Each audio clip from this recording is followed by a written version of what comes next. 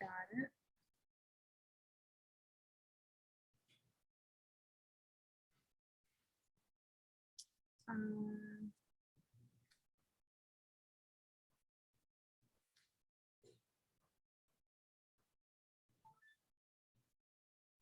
Okay. So this is my presentation on my capstone, which was jewelry inspired by patients and how my patients inspired art. Do any of you guys know what this is? It looks like neurons. Close. They're the HeLa cells. So they're the cells of Henrietta Lacks. And they were the first cell line to grow outside of a human body. So my first part of the presentation is going to be about patient care and the research that I've done going into patient care. So the first, I've read a couple of books, all the ones actually that are on my resource list for my actual proposal. And the first one, I've pulled out quotes from each of the books that were like very inspiring to me and that meant a lot to me and how I move forward with them. The first one was The Immortal Life of Henrietta Lacks, which is a book written about how Henrietta Lacks and Henrietta Lacks as a person was used and her cells were taken from her without her knowledge. And that was the first beginning of our cell line and the immortality of her cell line, which is why they're called HeLa cells, because they're actually the first and last name of Henrietta Lacks. And the quote that I chose to pull out was, "Mary's gaze fell on Henrietta's feet and the toenails were covered in chipped bright red polish." And that stood out to me because throughout the entire book, it was talking about how Henrietta was so on top of things, on how she kept herself tidied up. So her toenails were always painted and they were painted this bright red polish. But then when she finally fell sick and she was really, really sick, her toenails started to chip because she couldn't paint them anymore. She was too sick to paint them. And so that's just the humanization of the actual cell line and the woman herself from which they stole her cells. The second book was about being mortal. So it was a whole entire book about death and dying and accepting death and the way to live a fulfilled life. And really I'm not going to read the whole quote, but the quote, the most important part of the quote for me was, "Life is meaningful because it is a story." And that was significant in how I created my art through these patients and the stories that I learned from them. And then the third, I'm going to move my, so I can't see it. The third book was The Beauty in Breaking. And it was a memoir written about the difficulties in medicine and the way that life is also difficult and dealing with other people's lives is also very difficult. And the quote that I pulled out was, "In practicing the Japanese art of kintsukuroi, one repairs broken pottery by filling in the cracks with gold, silver, or platinum." And then it says, "The previously broken object is considered more beautiful for its imperfections. In life too, even greater brilliance can be found after mending." And I thought that was just really important for my work, but also the stories and the lives of the people that I'm dealing with. So the second part is day by day and how to apply it all and how I take these things that I'm learning, and these, like the other book that I read was Patient Sedation Without Medication, and how to apply that to actual people and the patients that I deal with. So an example of that would be, I was with a patient who was a psych patient. He had a lot of psych history and he was bipolar and was struggling with demons within himself. And oftentimes he would have to get restrained because of his inability to control it. And redirecting a patient who is going through something like that is extremely difficult because you don't know how you should react to the patient. in a way that suits them. So every patient as an individual has different needs. So after reading Patient Sedation Without Medication, it really gave me a different outlook and different perspective of how to deal with patients in a way that is encouraging for them to be able to control themselves. And I don't mean it in like a controlling themselves, like they can't control themselves, but in a way where they feel comfortable and safe enough, and view you as a person that they are comfortable and safe with. So it worked, surprisingly, which I was shocked about when I first started, trying to do it, but it actually did work. And so with him, it was interesting because I had to keep bringing up things that we previously spoke about. So where's your happy place? Let's put some happy music on. Let's think about positive thoughts. Let's bring some good energy. And I kept bringing up very specific, and I mean, with HIPAA, like, I don't want to get into specifics of things that he was saying or his name or anything like that. But there was things that he told me previously while we were conversing that I would pull into the conversation, and I'd be like, hey, remember this, like, let's go back to that place. And it really worked, and it helped him calm down. He was still restrained because obviously the protection and safety of the staff is important, but it allowed him to relax and calm down a lot faster than he did the previous day. So the second part is art in the process. And I'm actually going to ask you guys this question. So this is where it all began, really. And this was, I think, my third year doing metals and jewelry design, or maybe my second year, I'm not sure. But the title of this piece is A Cup of Tea. And I want to ask you guys, what do you feel, or what kind of energy do you get from this piece? It actually reminds me of a message in the bottle image. Yeah. Okay. Stephen, what about you? I don't know. It looks like a light bulb. Interesting. But I drink a lot of tea, so I don't actually know whether that is really tea. Is it tea? So the funny thing is, some of it is tea, some of it is not. I filled the bottle with different dried herbs, but the story behind this piece, which I then created a more fitting title because it was more directed to my mom's cup of tea, which I realized that it's not everyone's cup of tea. So I changed the title to My Mom's Cup of Tea, so it could be more true to her story. And the story behind this piece, and this is kind of what established my whole art and people's stories, and like intertwining the two of them together. Mm-hmm. My mom was on, I'm sure, as you guys know, she was on deportation trials for a long time while we were in school.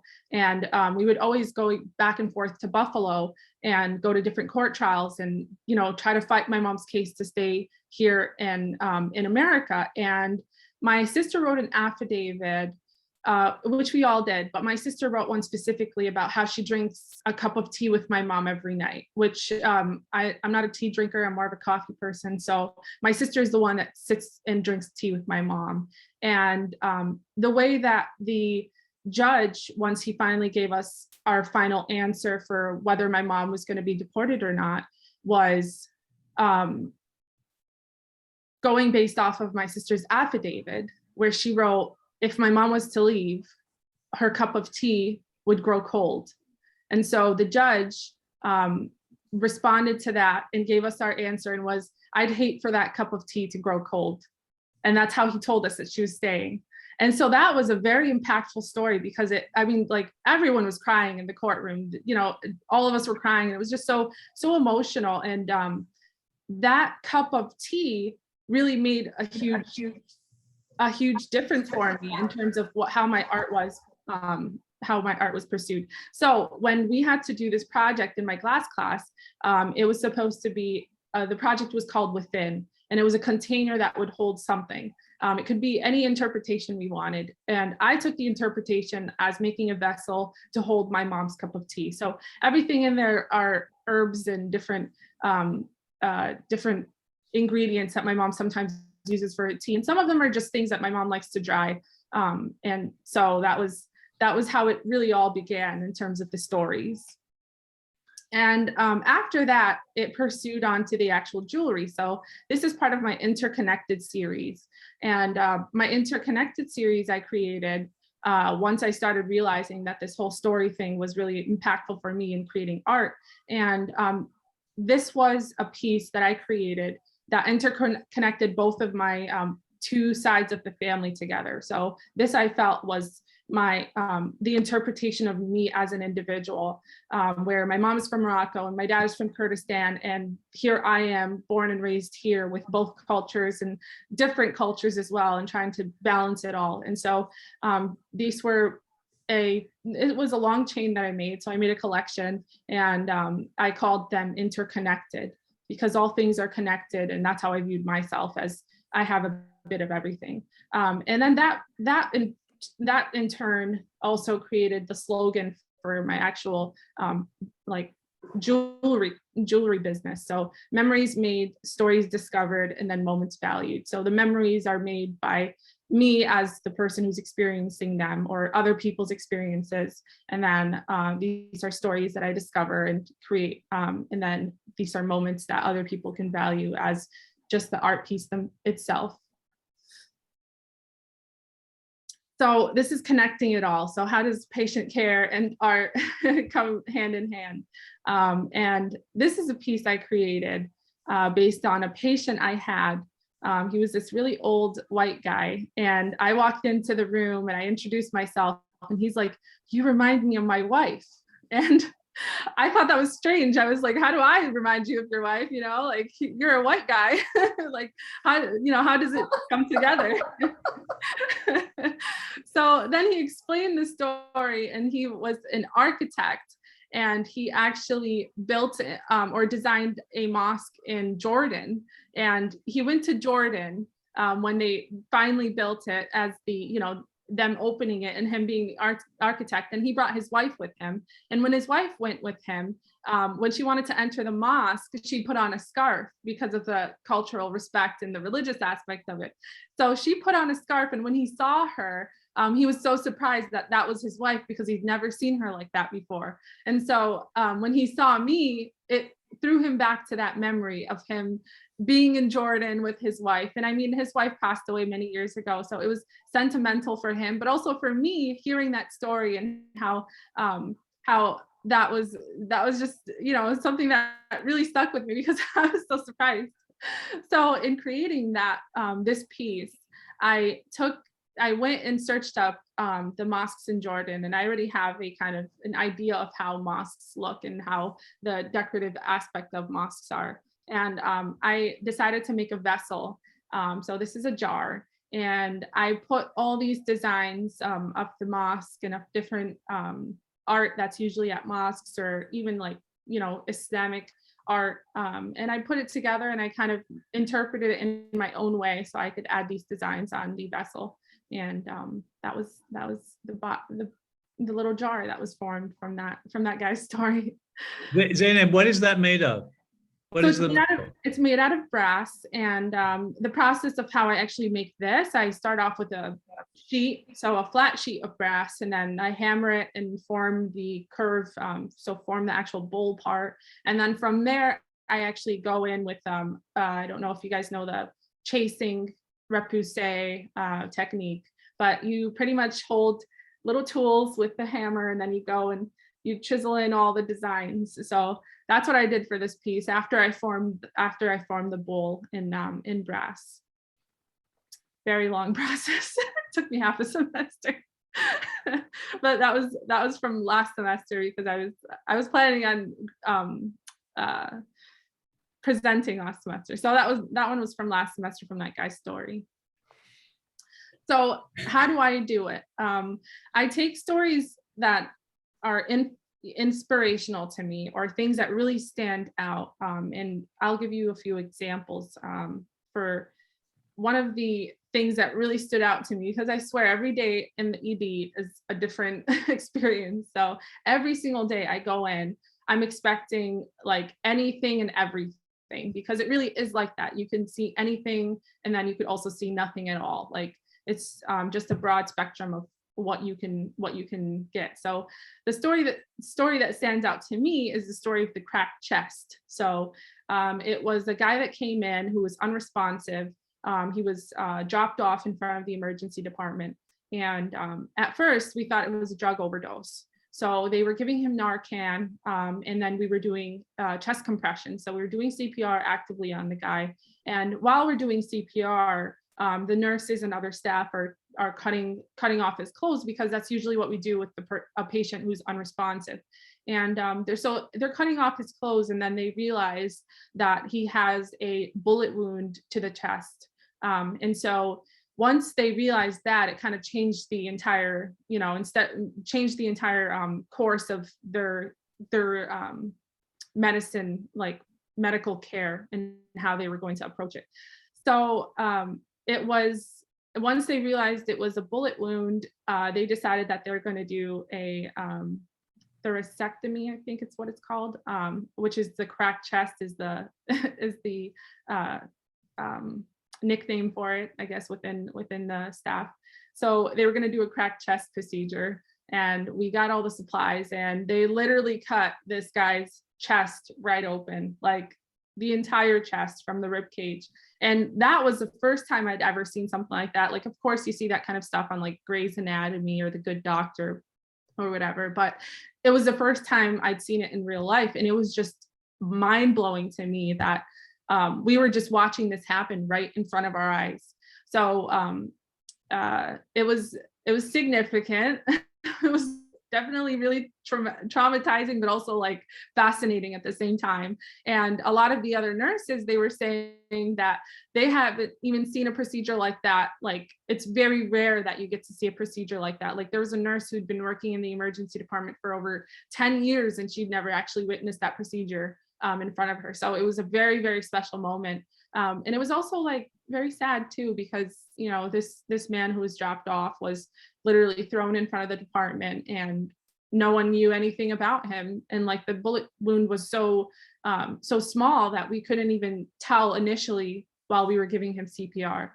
He ended up passing away. I think he was already honestly gone before he came into the emergency department. But nonetheless, watching that procedure was, mind-blowing to me. So taking that and journaling it and writing it down and writing everything that I experienced, I then start to process out the design of how a jewelry piece would look like for his story. So something like a container with maybe rubies coming out, because once they pulled his chest open, it was just congealed blood falling out. So taking something like that and transforming it into metal and jewels and paint or different colors, different mixed materials. I'm not a mixed materials person, but I've gotten into it, and I'm experiencing with different materials. So something like trying to mimic that story into a piece that someone would wear or could wear, and trying to form that design. So it is extremely difficult, but it's also an outlet for me to actually be as creative as I want to, because it's taking something that's so real and trying to, transform it completely into something that's an object and objectified, and something that's open to interpretation by all. So it's interesting, but it's definitely a process that I'm enjoying, and I actually have been enjoying since I started it. Yeah, and that's. So are you going to show us the piece of art that you did based on the story you just told? Yeah, so on the symposium day, on the 25th, yeah, I'm gonna have all the pieces that I did, and then all the stories. But the other thing too is I'm giving the option of people choosing whether or not they want to know the story behind the piece. So the story won't be in your face unless you're curious and you want to know who's the story or what's the story behind this piece. So Zayneb, how will you present that? Will it be like a little, like a card that goes along with the piece, or a QR code so the student can scan it? And that's a great idea. Yeah, so that might be That's a great way to idea. incorporate the technology into this. I think I'm gonna do the QR code, because at first, Yeah. initially I was gonna do like a card that you can flip or choose to read, but I think the QR Right. code is a great idea. Well, Thank you. it requires some agency on the part of the audience to find out the answer. Right, that's true. Really Oh, I interesting. love that idea. Yeah, I think So- I'm gonna do that QR code right next to Yeah, it. for each piece, maybe. Yeah. Yeah, that you're Mhm. gonna show. You know, Zayneb, what I love about your work is it is so literally the intersection of two different, pursuits that you're making. Yeah, They're very different. yeah, And it's really unlike any other student, which is really so Thank you. interesting. I give you so much credit for, thank you. for really pursuing the ways in which they are affecting one another. Yeah, So, and it's so interesting too, because I always say that I feel like I live in two different worlds, because I only work in the emergency department Friday, Saturday, and Sunday, unless I pick up during the week for school. So while I'm in school, Okay. Monday through Friday, I'm only going to school, and then Friday night to Sunday night, I'm working in the emergency department, and it literally feels like two different worlds sometimes, because I go through things in the emergency department that I completely set aside once I get back to school, and I'm like, hey, I'm ready for classes. right. Wow. I just watched a chest crack open yesterday, but now Oh, really? Yeah, right. right. Exactly. Will you, I'm familiar, but will you remind Stephen about what your ultimate goal is with the work you're doing? Yeah, I'm trying to get into med school. That's the actual goal. And then for my art, I already I have a business now. So I'm selling things online, handmade work that I do. Can you email us the link to that? Oh yeah, for sure. Website? Yes, well, Because So, Abby and I talk about being customers, so we'd like to I would love that. activate that. Zayneb, what's your role in the emergency department? So I'm a patient care tech. A patient care tech. Okay. Yeah, it's pretty much the nurse's third hand. Okay. So Yeah. what are your concentrations at sites in sites? Pre-health. Pre-health. Yeah. And then metals. Yeah, and metals, both together. Yeah. So does the pre-health concentration, does that equip you to apply for medical school? Yeah, Okay. I've got all my requirements in. You've got all the I just- requirements. Okay. Yeah, I think I just have to take, well, depending on what school, there's like a couple of prerequisites that I would have to take, like microbiology, some schools require, or like there's some schools that require specific courses that I didn't take. So what you've described reminds me of, famous photographers who take photographs of similar sorts of things that, at least similar sorts of, same as the last story you told. And then they make collections and put them into books, art books. Yeah. So I'm wondering if, in addition to the actual artifact that you can hold and people can watch, whether you and look at, whether you are thinking about compiling all these pieces of art and stories into a book. I would love that. That's a great idea. I think I have my journal, so like I do journal all the experiences, but I've never actually thought about writing it and turning it into a book. Yeah, I think that'd be fascinating. Yeah, I think it would lend itself very, very well to that sort of format, and yeah, it'd be great. So tell me about the process. So you experience something. I guess it doesn't have to be in the emergency department. It could be anything, right? But say that it's in the emergency. So something related to somebody's misfortune, accident, or health, or whatever. And then, so you approach that, and you've got to do, you like you say, you're the nurse's third hand. So you're actually engaged in doing whatever is necessary. Right.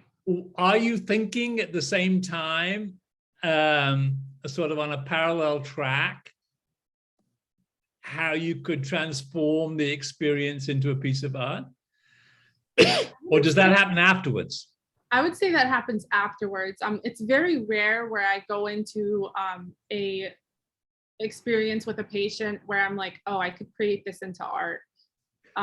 There are moments though where I do like and this is a piece that you'll also see at the symposium, but it was this little old lady. She was 104 years old, 103 years old, and she came into the emergency department, and she was the happiest little old lady I've ever seen in my entire life. Like, she was so happy. She was just so satisfied and happy with her life, and it was just remarkable because every time I went in her room, I just felt at peace.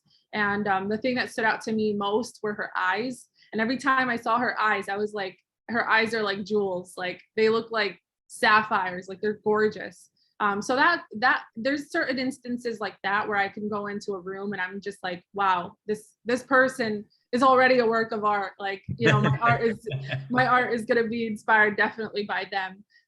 But it's very rare where in situations of like intense stress where I'm like, oh yeah, you know, doing chest compressions on a person, I'm like, oh yeah, I'm going to turn this person into a work of art. Like, it doesn't necessarily work like that. All right. So let me ask on the same lines. Yeah.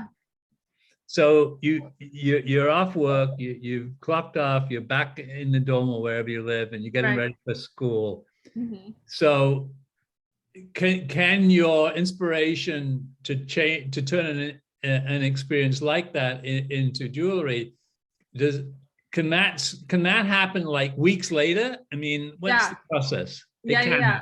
It could totally happen weeks later. So for one of the stories, and you'll also see this at the symposium, but it was a man who was addicted, and he had addiction problems, and he kept coming in for the same issues. It was drug overdoses, alcohol withdrawals, and I was the one that they asked to take him upstairs because he was admitted as a patient in the hospital.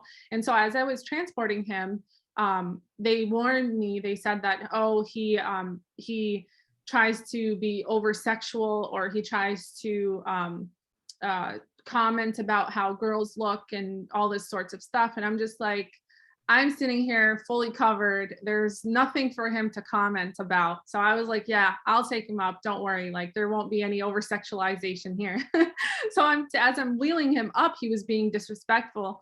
And I told him, I was like, enough of the disrespect. I was like, be grateful that you're here and you're getting treatment. And as we were walking, it was a long walk, he started telling me, he was like, you don't understand my life. I've lived a hard life. I was in Puerto Rico, and I was going to get killed when I was 13, and I was struggling for my life since 13, and I've been addicted since I was 13. And I was like, you're not in Puerto Rico anymore. You're here now. You can change your life. You can turn it around. Like, you're still young. Like, I was just, it was just a conversation. And by the end of it, he seemed to be impacted. He got kind of quiet. He stopped really saying anything disrespectful, and he was just kind of like silent for the rest of the ride. He was like, yeah, you're right. The next time I saw him, I couldn't even recognize him. He was so thin. He was so malnourished. He was so dirty. I was shocked when I saw his name, and I was like, this is the same guy. And then, you know, shortly after that, I saw him again and again, even more so. I couldn't recognize him. He was in an accident. He had stitches all over the place. It was just sad to see that he went from something like that, and you're watching him just deteriorate. And that story, it stuck with me because I actually felt some sort of hope after talking to him. I was like, this guy can actually turn his life around. So that story, I did not think of any artistic way to represent it until weeks, like maybe even months later, because of just how heavy it was. It was just kind of really, really sad to see, because I actually put a lot of hope in him. I was like, hey, maybe this guy will turn it around. But I mean, you can't really help people that don't want to be helped. And that's something that I had to really accept. I was like, I can't help someone who doesn't want to be helped. It's not on me. Like, it's not my responsibility. So right. Okay. Well, I'm really looking forward to the symposium and seeing. I am too. I'm so excited. In 3D in real life. I'm so excited. All right, Zayneb, that was a great presentation, great project. Thank you. Thank you Yeah, so really great work, Zayneb. Thank So you did so you much. fill out the doodle poll? I did. I just filled it out today. I was like, I Okay, realized just I want to didn't. make And then I sure. also realized, Dr. Aldersley, that I didn't respond to your email from like weeks ago. I'm so sorry. I just saw it today and I was like, oh my gosh, like this is ridiculous. That's okay. I have no idea what that email was about. So we have lots of students in this. Yeah. Okay. All right. Okay. See All you. right. Great job, Zayneb. Thank you so And- much. I'm so and excited we'll- to see you. All See you right. on Yeah, the we'll see you on 25th. the 25th. Yep. Yeah. See you. Thank you guys so much. Next week. Okay. Next week. Yeah. I know. I'm so excited. All right. Okay. All right. Bye-bye. Bye, Zayneb. Bye.